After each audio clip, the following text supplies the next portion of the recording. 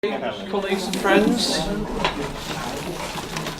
welcome to our roughly termly Athena Forum, where I remind you it's our chance to hear from outside friends, colleagues, experts, generally good eggs when it comes to gender equality matters. And there's some really fabulous speakers so far. And we're going to continue in that vein today with Michael Luck, who's from King's College in London. I have Michael's biography, which I used to start off about Michael. And I'll just read you bits of this and then some personal thoughts. Michael is Professor of Computer Science and Executive Dean of Faculty and Natural Sciences at King's. And he was also head of the Department of Information from 2011 to 2013. As we were coming over here, Michael told me that you've been Dean for 4 years, and so he's got a lot of experience from that perspective.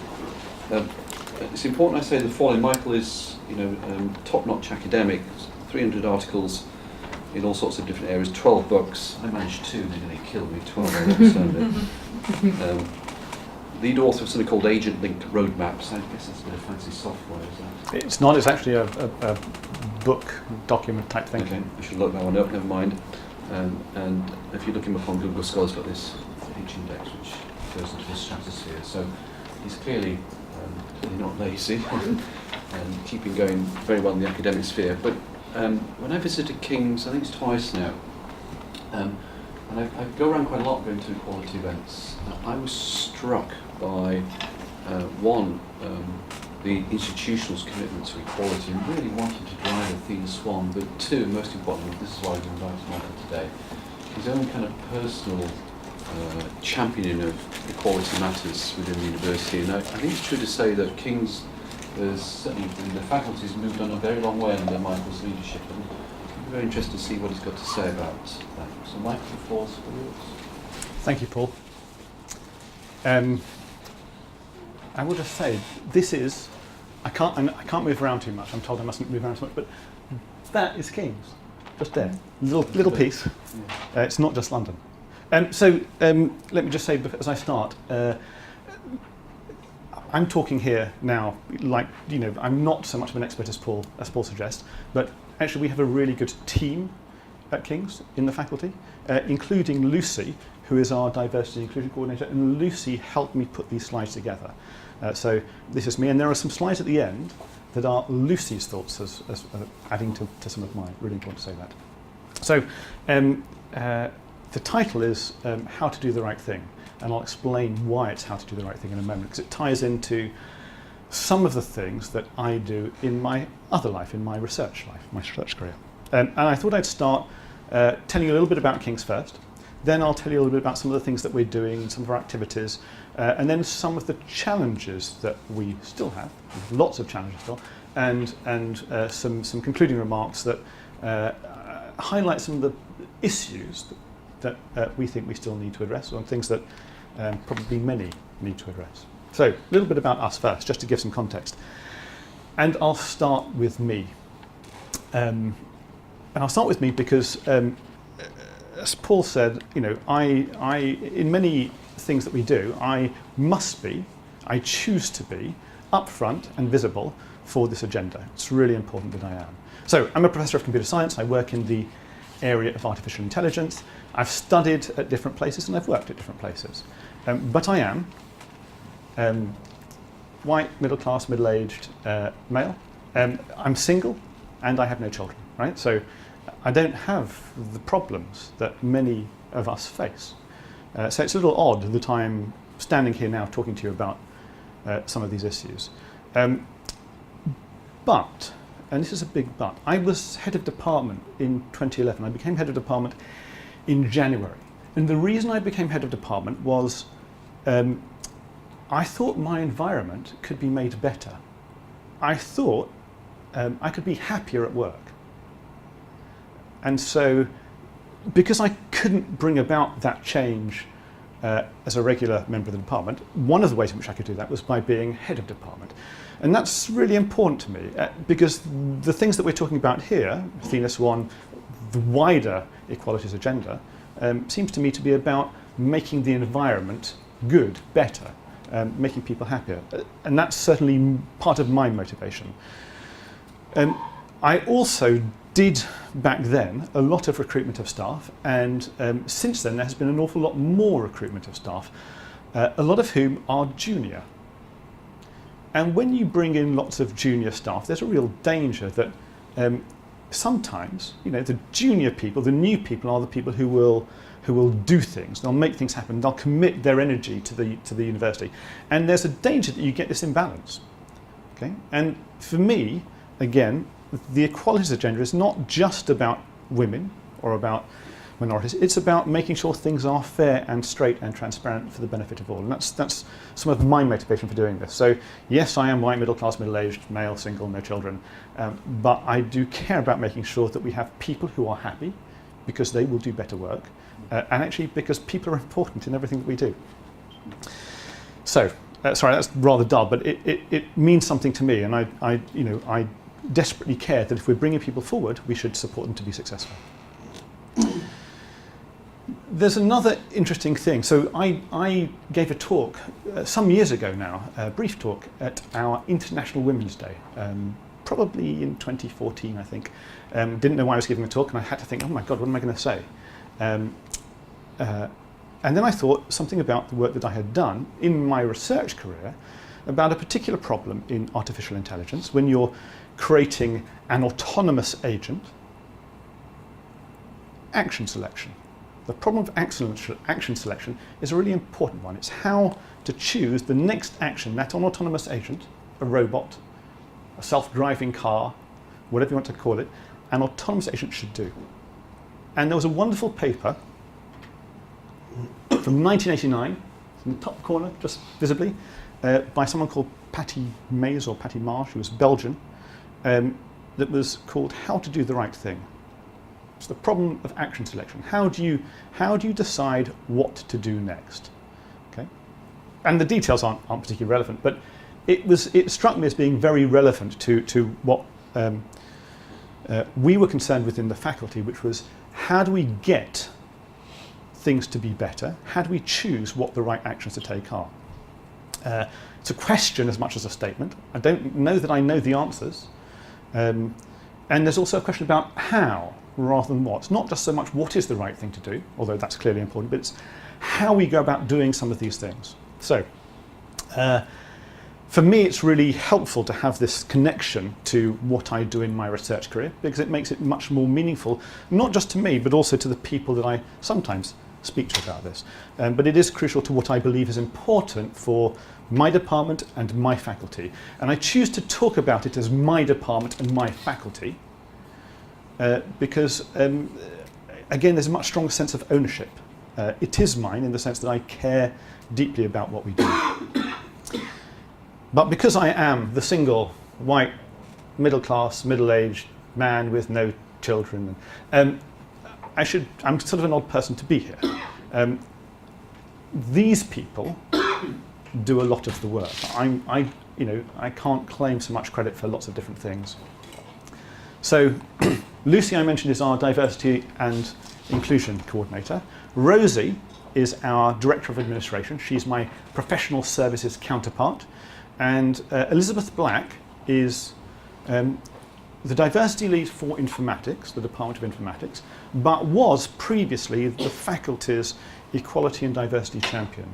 And they have been huge, massive in driving forward this agenda. They are committed, they are passionate, they care deeply about what we're doing, and none of this would have been, none of the things that we have done, we've made some small steps, none of the things that we have done would have been possible without them.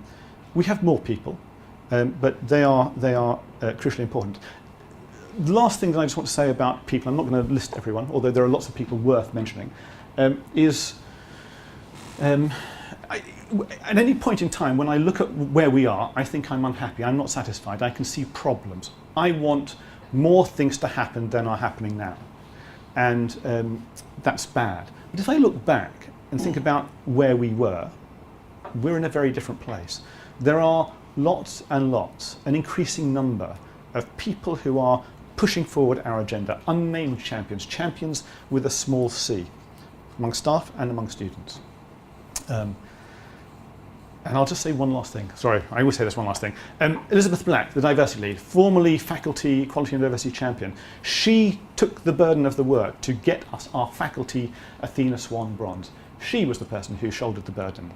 But it was important for me to be the most visible, to show the commitment of the faculty going forward. And I make no bones that she was the person who got us that Athena SWAN bronze because of her ability to bring all the different things together. So she deserves the credit. So, a hodgepodge of slides that I will talk through at various different points. So they'll be in different formats. I apologise. We have currently an Athena SWAN Bronze Award at the faculty level. The faculty includes mathematics, physics, chemistry. It shouldn't do that. Mathematics, physics, chemistry, and informatics. And there has been and there will be lots of change. We are now going for bronze. I want us to go for silver, but we're going for bronze. At department level, because we can't do this anymore at the aggregate faculty level, we need to show the engagement, the commitment within our departments. And we still have lots of interesting changes and challenges. Our Department of Informatics will likely split into two, a Department of Computer Science and a Department of Engineering.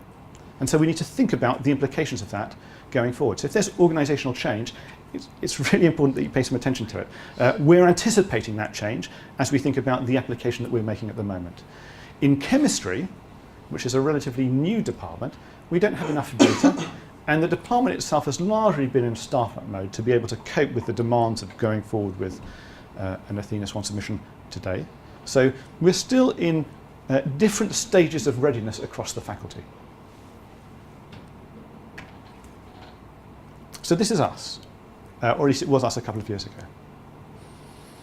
And I have to say that chemistry is now much worse. It looks quite good here. Chemistry has 58.82% women at staff level. No longer. It's much worse. Sorry, I don't know why it's doing that. But apart from that, this is sort of typical of science departments. Informatics is our largest department, then mathematics, then physics, then chemistry, and so this is about what you might expect. It's not good, and we're not happy, and we need to do some things about it, and we're trying. But we haven't made a breakthrough at all in any way yet. And as I say, chemistry is far worse than it is now. In terms of the split, again, it's poor. So we have a very small proportion of professors. I think we're a little bit better than this now. But again, this is not atypical of what one might see. It doesn't make me happy. I'm just being very visible about the kind of faculty we are, the kinds of departments we have. And I'm sorry, I'm going to have to keep pushing that back. So this is just to give you an idea of some of the problems and challenges that we have in terms of what we need to do. In terms of students, the situation is not dissimilar. Again, we're heavily skewed by the size of our different departments. We have taken undergraduate students for the last 2 or 3 years in informatics, about 350 intake. And chemistry, we've got up to about 80 or so. Chemistry will have a better split of men and women. So these numbers will, across the faculty, should just kind of reflect the kind of overall faculty we are. So that's really just characterising what kind of faculty we are. I'll say a little bit about what we're doing and why we're doing it, and then I'll go into a little bit later. I'll say something more about what we think are problems and challenges. So, first thing, and this is new to me, we started doing this about 5 years ago. I was head of department at the time. My predecessor as dean got called into the broader university's recognition that it suddenly needed to do something for external reasons, needed to make something happen. But he was committed to it. And we started to do something at that point in time. When I took over about 4 years ago, we still didn't know enough about who we were, where we were, what our issues were, what our problems were, why we were not getting things to be different. And so the first thing that we have to do is to understand not just what the numbers are, but what our culture was. What do we do? How do we behave? Are there things that we just don't think about where we're doing some difficult things or things that might be barriers or problematic? So yes, we do need to pay attention to surveys and data. Yes, we do need to do all of that. But of course, as I'm sure is true here, lots of people don't like surveys and don't fill them in. And it's a struggle to get people to keep doing things. We're continually looking at what we know, reassessing, and checking things. Something that I think about a lot. Sometimes I think I know what's right. I'm sometimes right about that, but often I'm wrong. And I have to keep checking myself, testing myself. And I'm fortunate that there are plenty of people who will test me, will push me, will make me question what I'm doing. But it's really important for us to just keep thinking through what we're doing, why we're doing it, and to keep articulating those, to be making those things explicit about how we're doing different things. And some of the challenges that we have at the moment are we don't have good data. Our data is bad. And it's this is a repeated theme on these slides that I'll mention data repeatedly. We struggle to get the right data, and there are data protection issues. You know, if we try and generate lots of data at the local level, we have challenges because we can't get it all, because it relies on certain information that may be held at central levels. So we're fighting those things at the moment, and I don't think as a university we've worked it out. We're hoping that when we get our institutional systems in a better shape, we'll be in a better place to deal with some of those things. So understanding is the first thing. Okay, how do we work out what we need to do? Understanding. Now, I'm not going to say too much about this because everyone knows why we're doing this. Something that's important for me, that thing that I articulated at the beginning about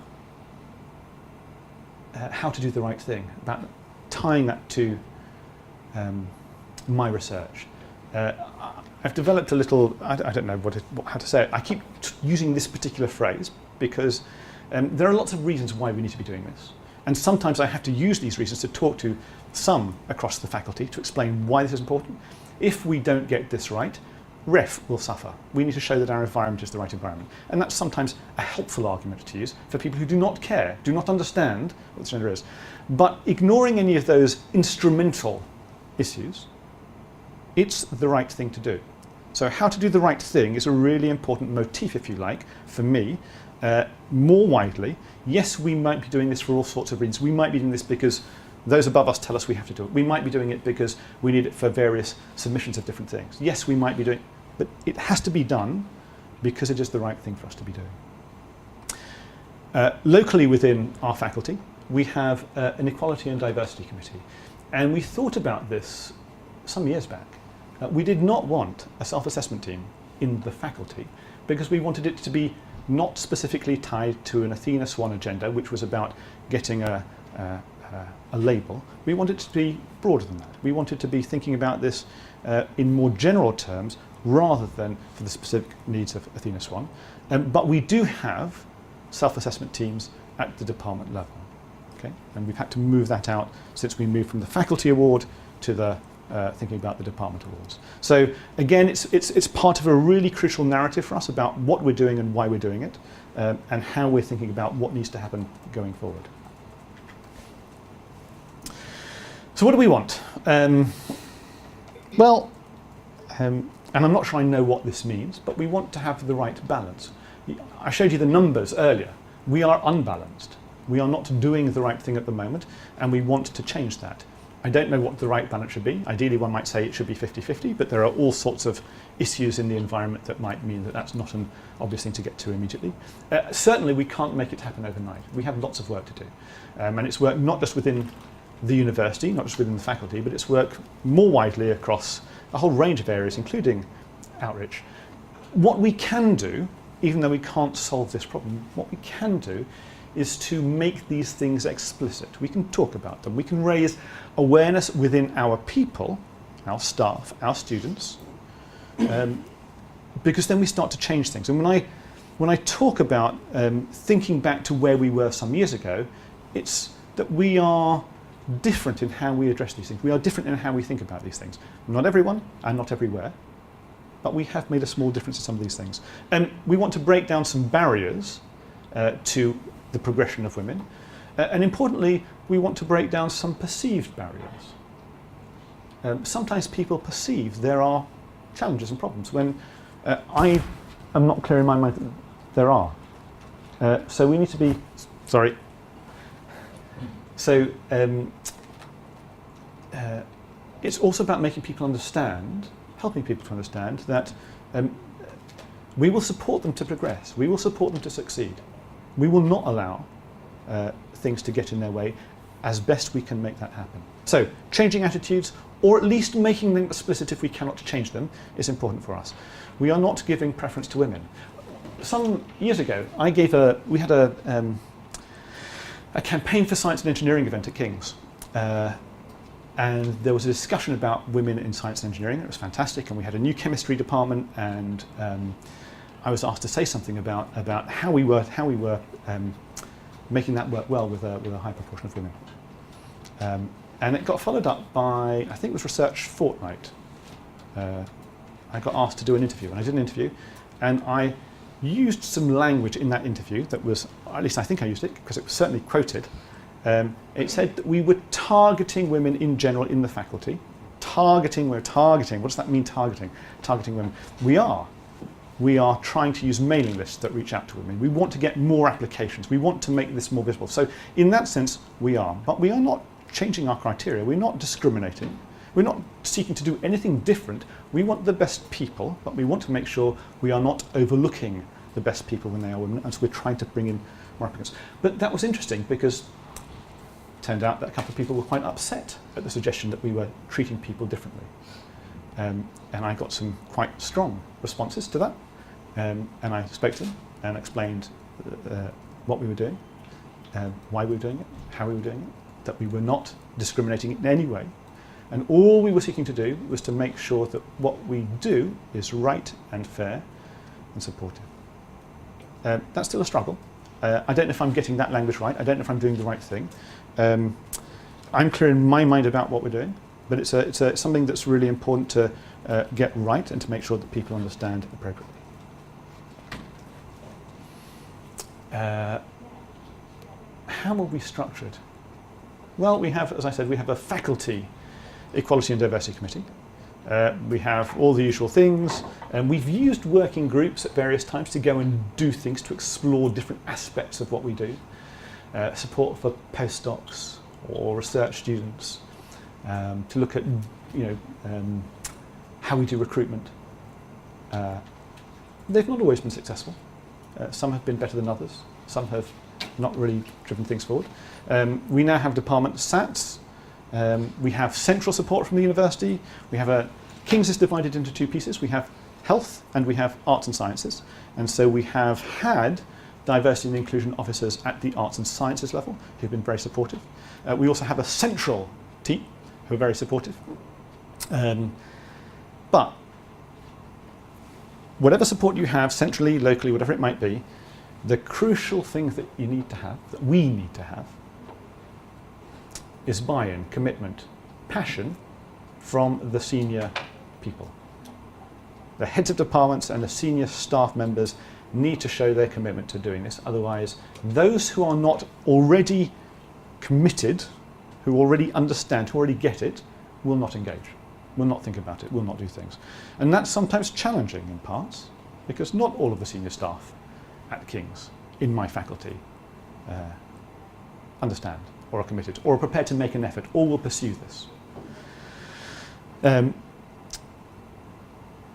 I think it's changed. I think we've made a massive difference over recent years. I think people are understanding that we cannot avoid this, and we've had help because we've brought in people like Peter Main, who's now our head of physics. Peter came from the Institute of Physics and has done an awful lot of work on equality.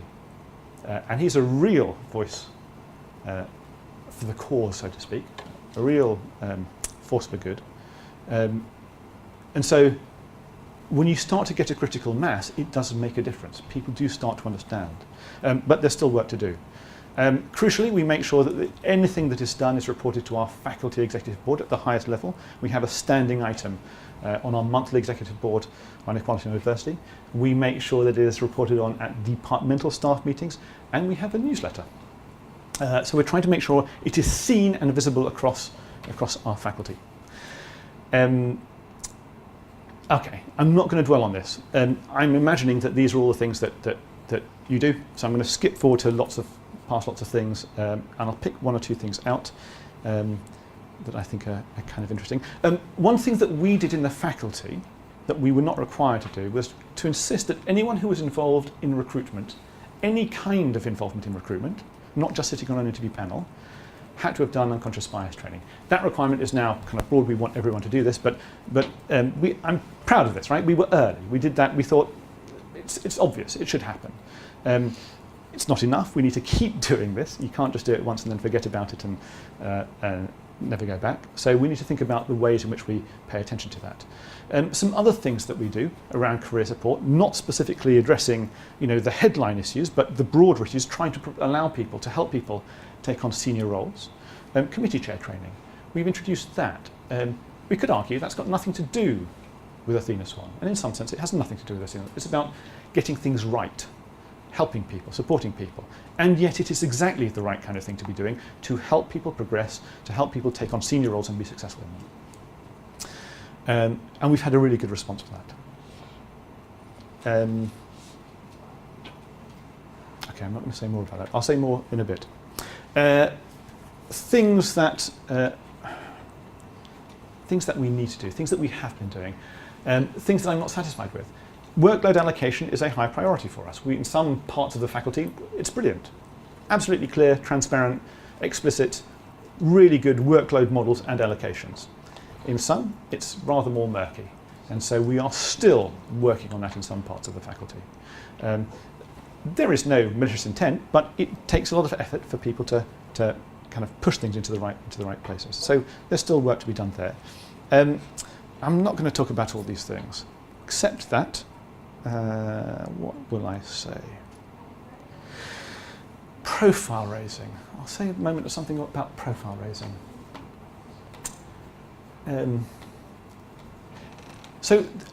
And I may say this later again, there are two kinds of things that we do, at least two kinds of things. There are those things that really make a difference, things that make a change. So our Faculty Carers Fund, we've introduced quite recently, in addition to supporting people who are on maternity leave and using the salary savings to provide support for them in ways that I think will be well understood here, we've identified that sometimes there are people who have a problem or need some support long after they've been on maternity leave, or because of some other issue. And we need to make sure that we're doing the right thing in allowing them to be successful. So we've introduced a fund by discretion of the head of department, and the way finances work, it's complicated. And we've just used it to provide postdoc support to about £50,000, I think, for an individual, to try to help them get things back on track. Now, it's a token, it's a small thing, it's not a token, it's a real thing, but it's one instance. We've done it before for maternity leave, but this is the first instance where we're doing it because we've identified there is something we can and should do to try to help. So a real big intervention, a real big thing that we've done, so making a difference, but that's one kind of thing. The other kind of thing is it's just about visibility. It's about being seen. So this is the profile raising thing. It's about making sure people understand we will not let this go. We will not sit back and just let things pass. Okay? So visibility, but also exciting us. We have some people, some of the names you saw earlier, who are just genuinely enthusiastic about being able to do something valuable, making a difference, bringing about change. So Lucy, who helped me put these slides together, is she's a demon. She is absolutely committed to this, and to bottle that is incredibly powerful. Of course we can't, but it's really important that we allow the expression of that passion and that commitment.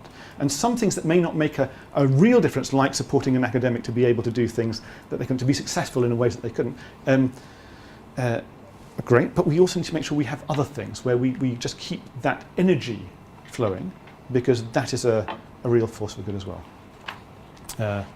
Okay, so challenges.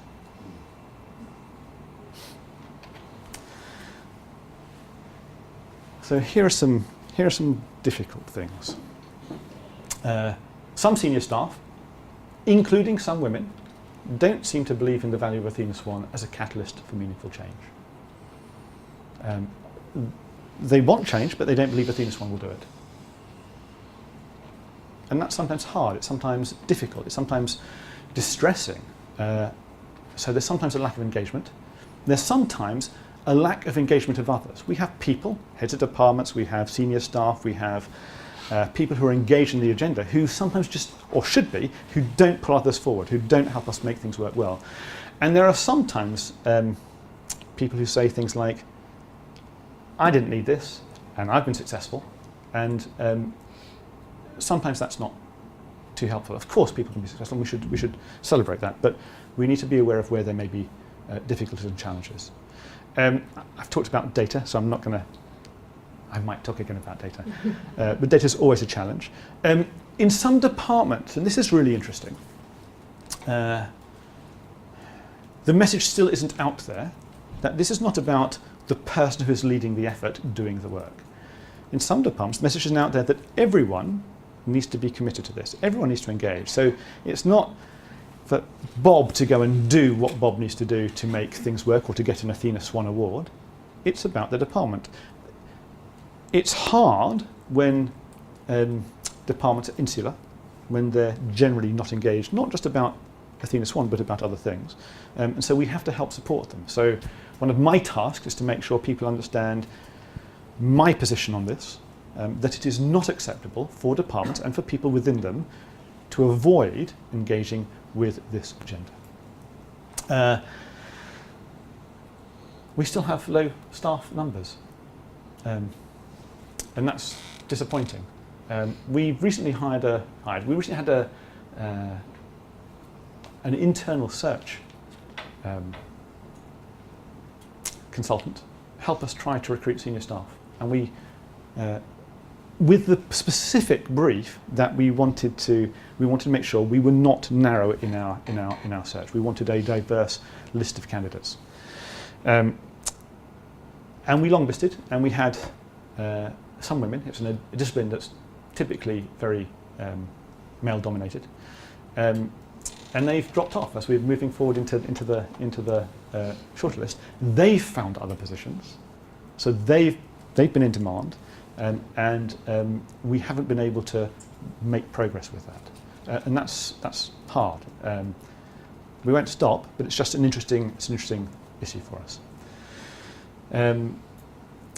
This morning, as I was talking to Elizabeth Black, Dr. Elizabeth Black, who was our previous faculty champion, she said lack of experience is a problem. Lack of experience of the leads for Athena SWAN, who don't know enough about what they should be doing, or that they need to get the broader engagement, or how it might work, or so on. Lack of experience of the heads of departments, who don't know exactly what their role should be in supporting this. How engaged do they need to be? What do they need to do? How visible do they need to make it? How do they need to work to help the wider department provide support for the lead?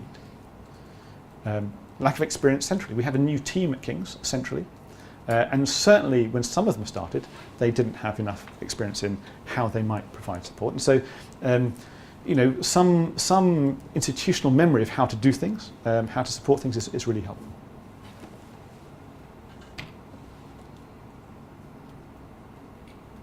I bet you have the same issues.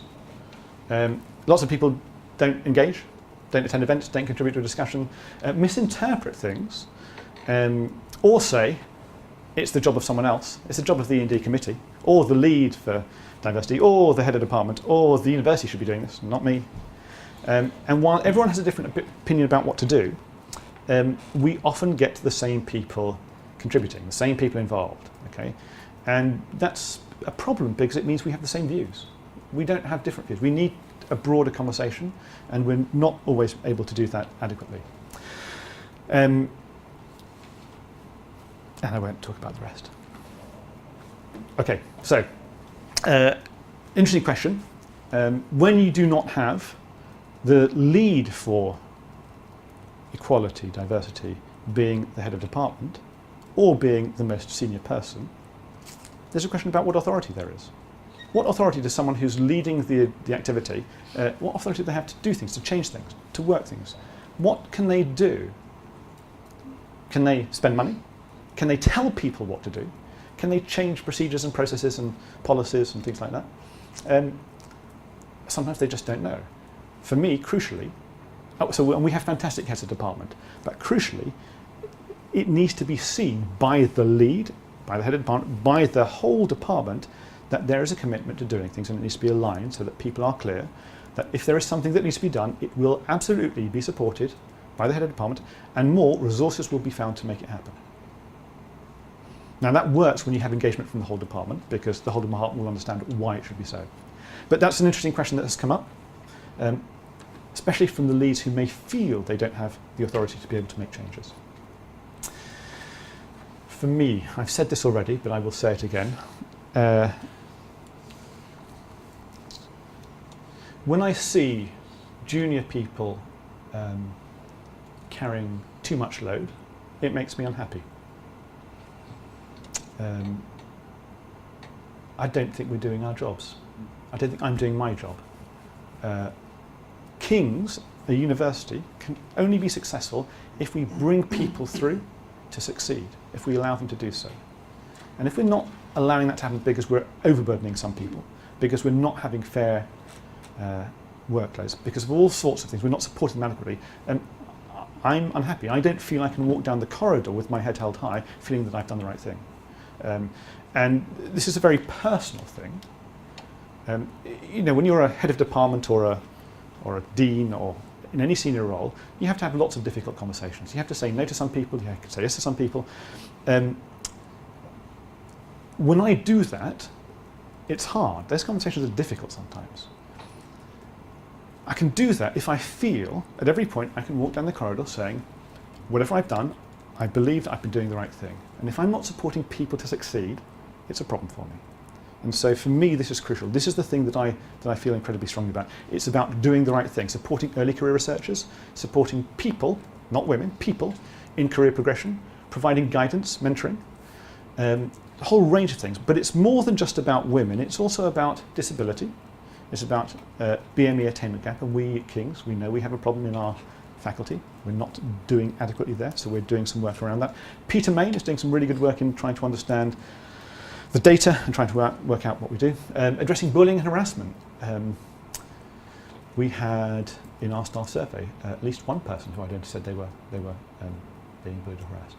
These are not acceptable things in my faculty. In my faculty, I make it personal. My faculty. This is wrong. So this is why I feel so strongly about this. This is not what I should be doing. I just keep paying attention to my watch, seeing what time it is. I'm going to go on for... We started a bit late, didn't we? Slightly, yes. Okay. We'll be going 40 minutes, I think. We've done 40 We've minutes? been going 40 minutes, yes. Gosh. Okay, I'll speed up a bit. These are just some pictures. What are we doing? Well, silly things. So I struggle with this a little bit. It's the balance between me being... letting other people step forward and take credit for the things that they have achieved, but also being seen to be committed and passionate about what we're doing here. So I went and took this photograph at the Pride March of the King's contingent before they went off. I didn't go on the march, I hold my hand up, and I tweeted this, and I just feel very proud that I was actually I think the only person from the senior team at King's that went and was there and did some things. Important for me to be seen. We have Women in Science scholarships, again trying to make sure we have visibility of our agenda. They're not many and they're not very lucrative, but they're a few. And there's something that tells a story about who we are and who we want to be. This is a fantastic picture, and I love this picture because we got our informatics students as they were graduating to just write something about what was good about King's, what they liked. It's a good time to do it when they're graduating, of course, because they're happy. But what a wonderful thing. We need the balance, and so it's just a really nice thing, not just for boys. This is, again, me. It's all about me, right? Really important, again, for me to go to, that's Elizabeth Black. She's the one who did the work. She did all the work. But to go to collect our Athena SWAN Bronze Award a couple of years back, I do feel very proud of that. But again, really important that I went. We have a Women in Science Week. Around Ada Lovelace Day, every October, we have a number of events. We have an afternoon, and there'll be a picture of Paul in a moment at our Ada Lovelace Day from the past. But we have a Women in Science scholarship and prize winners lunch. That's our lunch. It doesn't look like it's a very good lunch from the picture.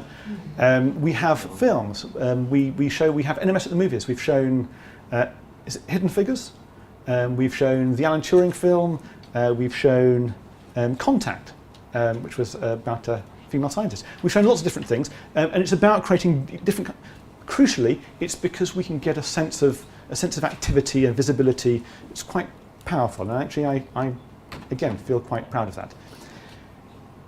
Here, our Ada Lovelace Day. This is the last 4 years, I think. We've had Maggie Aderin-Pocock, and we've had Kate Russell, who's a journalist and gamer.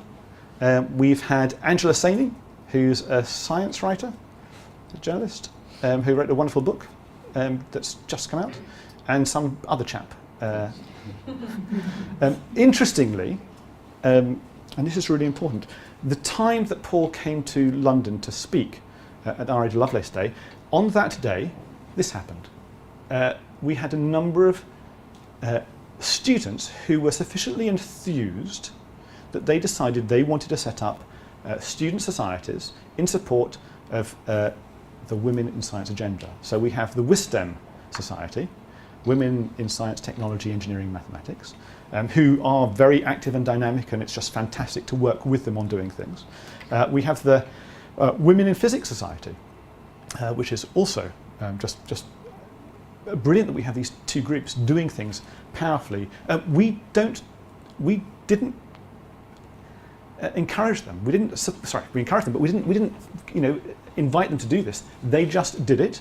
Of course, we'll support them and encourage them and do things, but it's a fantastic thing to have happened from the ground up. And so I feel that through some of the things that we're doing, through the visibility, through the exposure, we are creating a little bit of a change in not just the staff, but also the students, which is crucially important. We've had a Women in Mathematics Day, which I think is fantastic. I won't make mathematician jokes, but it's just it's just a really good engagement by the department to try to support the broader agenda. We have lots of champions. There's a wonderful picture on the top right, which I will show a little bit larger in a bit, that's Rosie, who's my Director of Administration, and Lucy, the Diversity and Inclusion Coordinator, who are paraphrasing my "do the right thing" quote. Again, because it's just a really important, valuable thing to do to get people to engage strongly. So we have lots of people who are committed to this. In the bottom right corner, we have the president of our WISDEM Society, which is great. And just above that, we have a physics student pointing with the thing pointing to Professor Carla Molteni, Professor of Physics, saying she's my inspiration. And again, visibility. Now this is I'm looking for people to wind me up. This is King's stuff. I'm not going to talk about this, but there is on the ground floor corridor at King's a frieze, a Women in Science frieze, and we've got a little version on our own little corridor of our Women in Natural and Mathematical Sciences. Okay, I'm going to just move forward a little bit. We've had lots of events to try to help people progress. A research showcase for everyone, not just women. We've had our Ada Lovelace Day, we've had Careers Day. Most recently, we had the first Ada Lovelace Day that I did not chair because I was not in the country. And I'm really quite disappointed about that. But I'm not going to say something more. I don't know if you can read this. it says it's because it's the right thing to do, and in brackets, Professor Michael Lutt, Dean of the Faculty of Natural and Mathematical Sciences, and we agree. And crucially, it has to be seen to be the right thing, sorry, I keep repeating myself, the right thing to do, regardless of any other external or internal pressures to do so. So I'm coming to the concluding remarks. I'll say a couple of things. So where are we now? We have a bronze. I'd like more, but we have an Athena SWAN bronze as a faculty. The faculty has been changing. We're now going as departments. That's really important because we need to get that engagement at the department level. Some now, some later. We are increasingly visible. I think it is very clear that this is who we are and this is what we will do, and people will not too explicitly, too loudly speak against this agenda. We're also becoming a little more sophisticated in our understanding of issues. We just did lots of things before. We just did stuff without really understanding what we were doing. And that was valuable, and it still is valuable, but we're now starting to understand some of the subtleties around where the problems might be, how we might make a difference. Our Faculty Carers Fund, where we were able to provide some quite substantial support, is something that's only come in quite recently, and we've had to find clever ways to be able to make that work. So we're thinking about what the issues are and how we might do things. We're committing more resources. So Lucy used to have this as one of the multiple pieces of her role. She was our D&I coordinator, as well as doing X and Y and Z, and now that's all that she does. Crucially, we're providing more support within departments, but not as separate roles, because it should not be seen as something separate. It should be seen as an integral part of things that we do. So not siloed. I don't want us to have people whose role is only D&I within departments, because it should be embedded in everything that we do. We've got a lot more to do. We're just at the start of our journey. Some successes. We have, sorry, I keep doing that with the microphone. We do have some staff who really are passionate about equality, diversity, inclusion, including some senior staff. And that's a really good thing to see. We have SATs for each department who are taking ownership of the issues, developing actions to fit in with the ways in which their departments work. We have students who want to do things and make a difference, and that's a really powerful driver for change. Because we, in many ways, we have to respond to our students. We should, and it helps some staff understand that it's not just a top-down thing. We have visibility, and we have had some positive changes that benefit all. So I can talk about lots of things that we're doing across different areas of promotion, induction, recognition pay, career breaks, and so on. But I imagine lots of those things are already known. I'm going to still have a couple of slides, but I will finish fairly quickly. Two things, small thing and a bigger thing. The bigger thing I've mentioned already, which is the Faculty Carers Fund. I've talked about it, a large amount of money for support of an individual after parental leave. Let me be clear, it's not just about that. But there was a small thing that we did some years ago. There was a letter in The Guardian. You may remember reading it. It was a letter from someone who said, why are there not small amounts of funding available to help people to go to conferences to cover childcare? And it was just a letter, and I read it, and I remember I was in a meeting, I was talking about this, and I was trying to work out if I could find a way to do it, and I happened to be sitting with the vice principal for,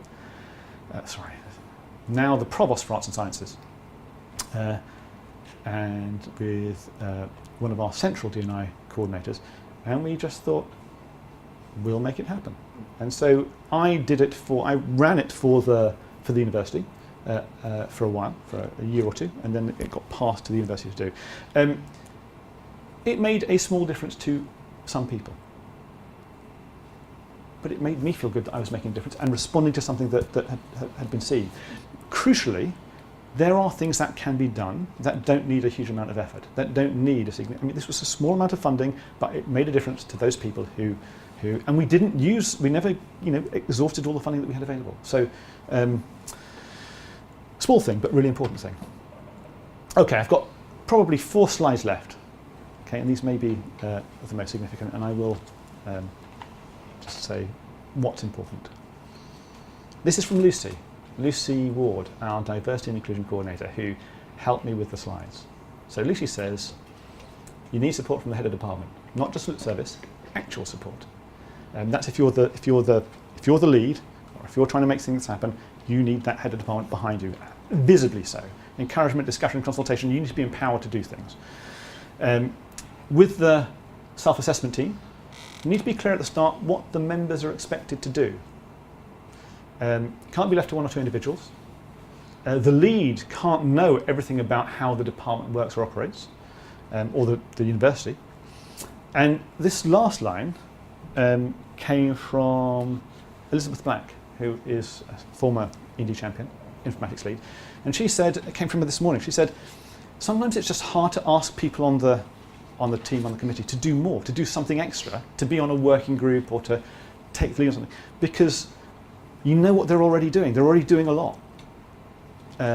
That works if it can be part of the workload model. It works if you can make sure the head of department is there, understanding that this has to be balanced out with other things. You can't just dump on these people who are trying to drive this forward.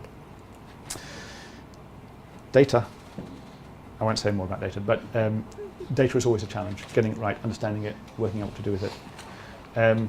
And things that we have found, silly things, but things that are really important. How to set up a SAT. How to make a start on Athena SWAN if you don't know about it, if you haven't done it before. What are the timelines? What needs to be done and when? And having a network of people that can help provide that support, not passively, but really to try to provide people to be able to talk through what the real issues are, what the practical issues are in putting in the application, really important. And consultation, lots of people to talk to. She also said some other things. What's important to culture change? Well, heads of department must be committed. They must be driving and supporting change among their staff. Absolutely right. We need to have role models, not just in terms of gender, but also role models in terms of people who are driving forward this agenda. No, it's not just the committee's role. So we have made sure, or we're trying to make sure still, that all our committees pay attention to this and that they think about implications of what they do for gender equality. How do you hold them to account? What are the terms of reference? So again, we need to try to get that embedded in the structure and the governance of what we do. We need to educate both staff and students. We need to have confidence in our processes that they will do what they are supposed to do when it comes to harassment and bullying, that we know that if you take some action, if you do something, if you report it, there will be some consequence. There will be something that will happen in a serious way. We have the right information available to support people who are engaging in recruitment, who are providing pastoral support, crucially for people who want to report things. And this is a quote. This is what Lucy says. I think we already do elements of all these things and will continue to do so.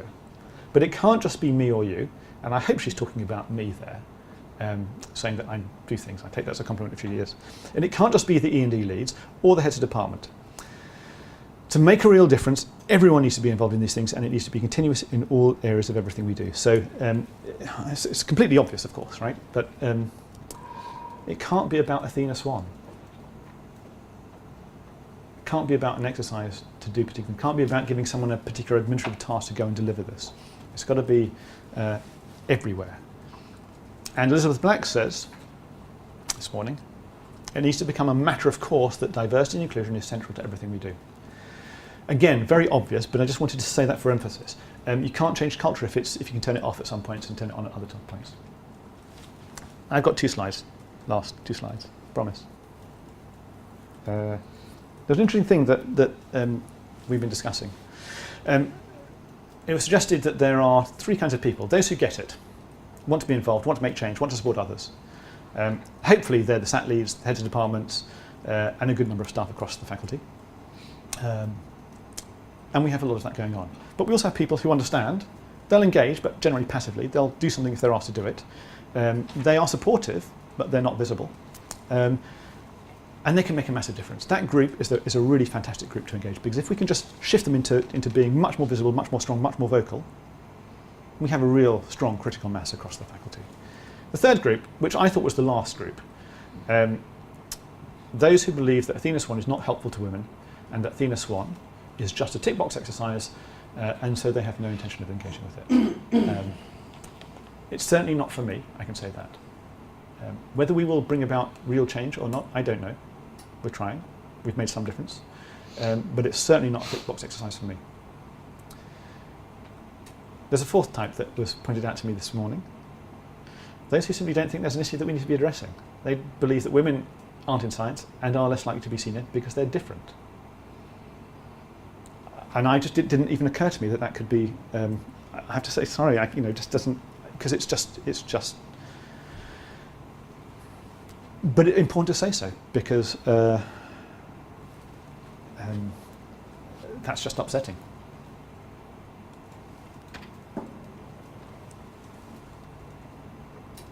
Very last slide. There are some big things that are expensive and difficult. So our Faculty Carers Fund, in some ways, a big thing. It's difficult and it's expensive. But it will make a big difference in a very small number of cases. There are some small things we can do about culture and environment that are really easy, but perhaps will not make a fundamental change. There is a sweet spot in my view. And that sweet spot is bridging between those two, with things in between making a small but real difference. They'll only work, they'll only make a difference to some people in some circumstances, but they will make a real difference and they will be relatively easy to bring about. Of course we need to do both of the others, but there's a really interesting sweet spot and it's finding those things that we can do that will bring about that change. And if you get enough of them, then you hit enough small groups of people starting to bring about real things across the piece. The challenge always is finding the right balance. So we've had an interesting. Am I still okay talking? Am I still okay talking? Yes. Yeah. Okay. I will finish. I promise. The challenge is finding the right balance. I mustn't move in front of the screen. Some suggest that we should do things only when we know they will make a difference. We know there will be a real tangible difference because we've analysed the data, we've understood it, the data tells us certain things, and we will do that. And some people say, well, if you do that, it's not going to have the difference, it's not going to make the impact that you want. They're probably right, but it's still worth doing it because sometimes we just need to get people engaged. And I don't want to lose the passion that we have because we're going to say it's not now. Clearly, that's not making some of the differences that we need. So. We still need to pay attention to the data, understand what's going to make a difference, but I really do believe that we need to get a sense of energy, passion, commitment, even if not everything is going to bring about that big change. I want to do both. Crucially, that assumes that you're going to get the core things right. You are going to have appropriate, transparent workload models and allocations. There will be recognition for the work that is done on Athena SWAN by the heads of departments. And on European projects, there is this, when I work with various European partners, sometimes they talk about a valorization of results. And I don't really understand what that means. It feels to me like a kind of a Europeanization of something or other, right? But, and I still say, I have these conversations and, about valorization, I think, what is that? I get it here. The activity that is made, the activity that is done on this work, this agenda, must be valorized. It must be made to be significant. It must be valued. It must be promoted in a way that is very visible in the eyes of the wider department and faculty. This is not something to be buried in the back room. This is something to be celebrated at every opportunity. If we do that, we will get the right recognition for the work that people are doing and we will bring about some small degree of change. So those things are the key things I want to say, and that is all that I have to say. I hope that was at least in part a little bit useful.